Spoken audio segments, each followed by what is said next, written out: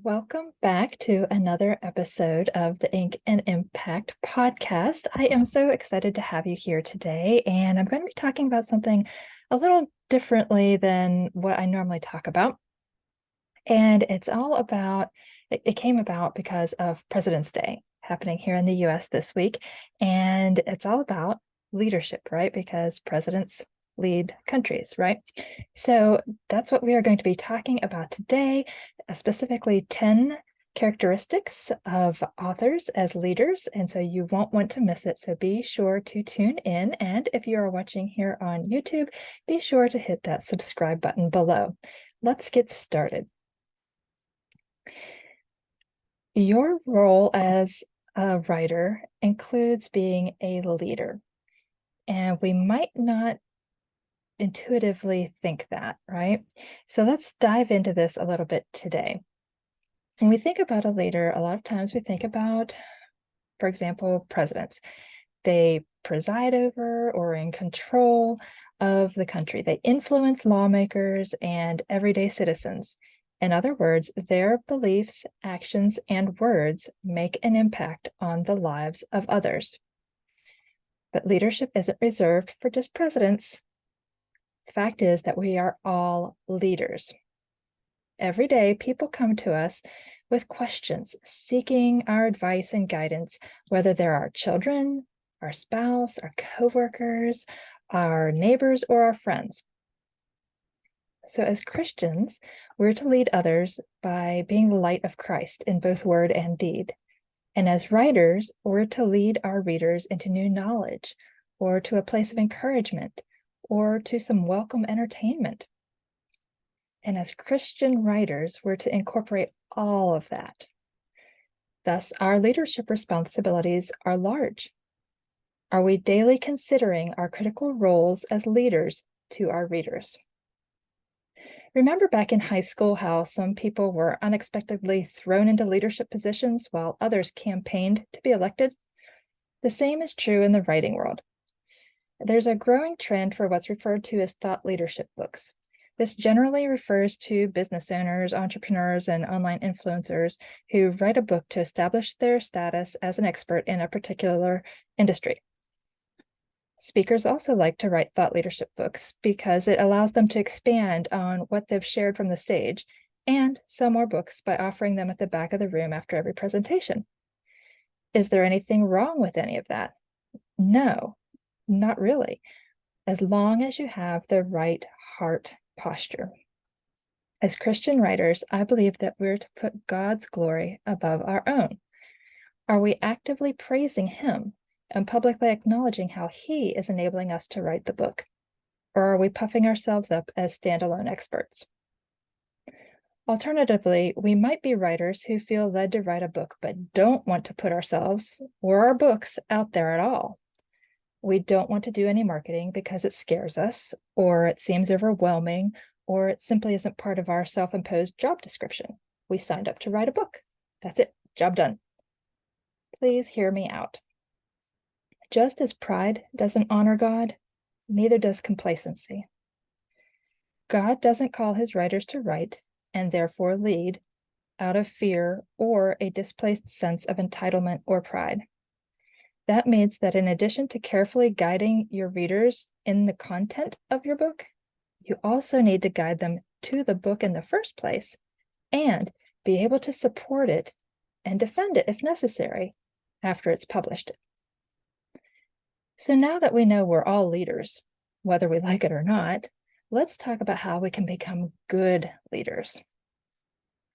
Dr. Jennifer Varney at Southern New Hampshire University put together a list, 10 qualities of a good leader, which she explained from a typical workplace perspective.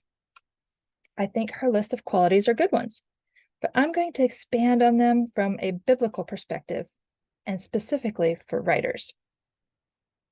She says, and I quote, "Good leaders possess self-awareness, garner credibility, focus on relationship building, have a bias for action, exhibit humility, empower others, stay authentic, present themselves as constant and consistent, become role models, and are fully present," end quote.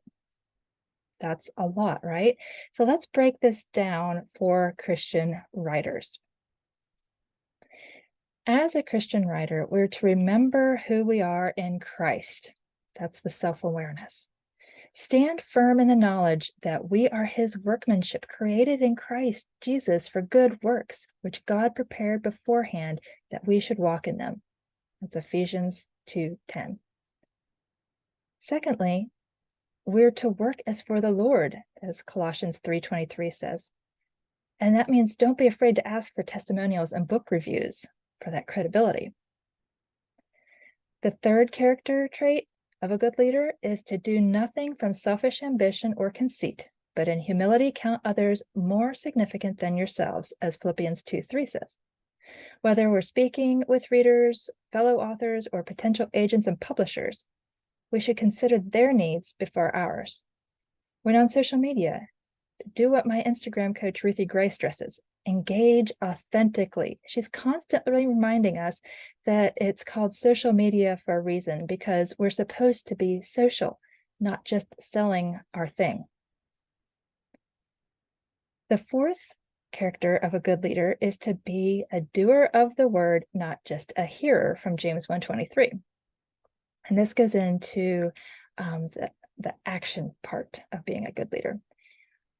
I mentioned here on the podcast frequently and elsewhere that if God called you to write a book, he didn't mean for you to simply think about writing a book or to take the effort to type it all up and have it on your computer and just sit there without publishing it. And he didn't mean for it to just, if you did publish it, just sit on your shelf, not being sold anywhere. Actively do the work God has called you to do, the complete work, right? From start to finish. The fifth characteristic is about humility. Act justly, love mercy, and walk humbly with your God, as Micah 6:8 says. When we reflect on God's character and all that Christ has done for us, we are immediately humbled and grateful, which should motivate us to serve others well. Sixthly is about empowering others. So encourage one another and build one another up, just as you are doing, as 1 Thessalonians 5:11 states. When we encourage others and share knowledge with them, we help to empower them to step out in faith and do what God has called them to do. Seventh, it's all about staying authentic. So don't pretend to be someone you're not. And Matthew 6:5 says, when you pray, you shall not be like the hypocrites, for they love to pray standing in the synagogues and on the corners of the streets, that they may be seen by men. May we not act one way toward our audience and then act a different way elsewhere. Our goal should not be to write or create videos to impress man and go viral, but to point others to Christ and glorify God. Eighth quality of being a good leader is to be constant and consistent, right? So that means to regularly show up. Hebrews 10 verses 24 through 25 says, and let us consider one another in order to stir up love and good works, not forsaking the assembling of ourselves together, as is the manner of some, but exhorting one another, and so much the more as you see the day approaching.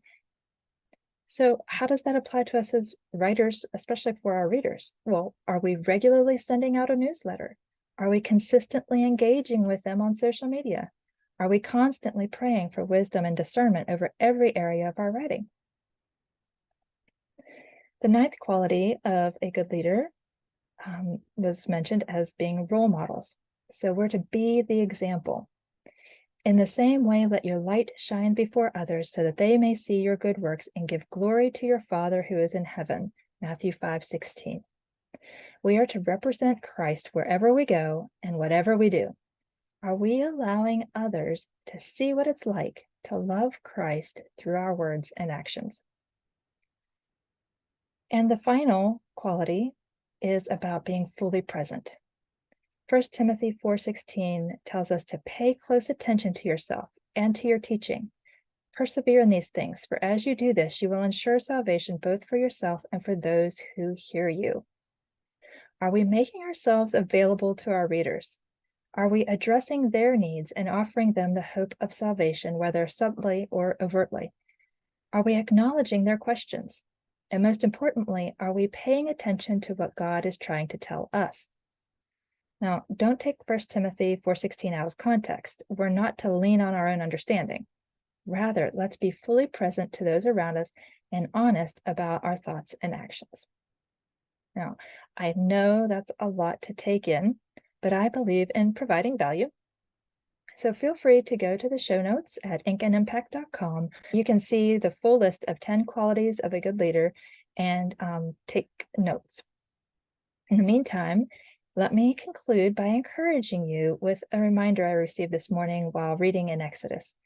Moses didn't want to be Israel's leader. He didn't seek the position, and he didn't consider himself capable of the job. But what did God do? He encouraged Moses repeatedly. He provided him with a helper, his brother Aaron, and God outlined everything that Moses needed to do step by step. God chose Moses for a reason, and God has chosen you to write that story he's given you for a reason. So even if you don't feel qualified, and you might even be a bit grumpy about being picked like Moses was, know that God nevertheless considers you to be the perfect person for your particular story.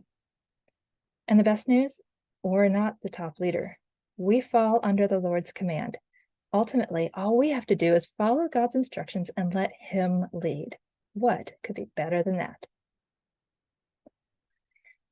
Have you signed up for the new Inkwell Collective yet? It's my new community for Christian writers that's not on social media.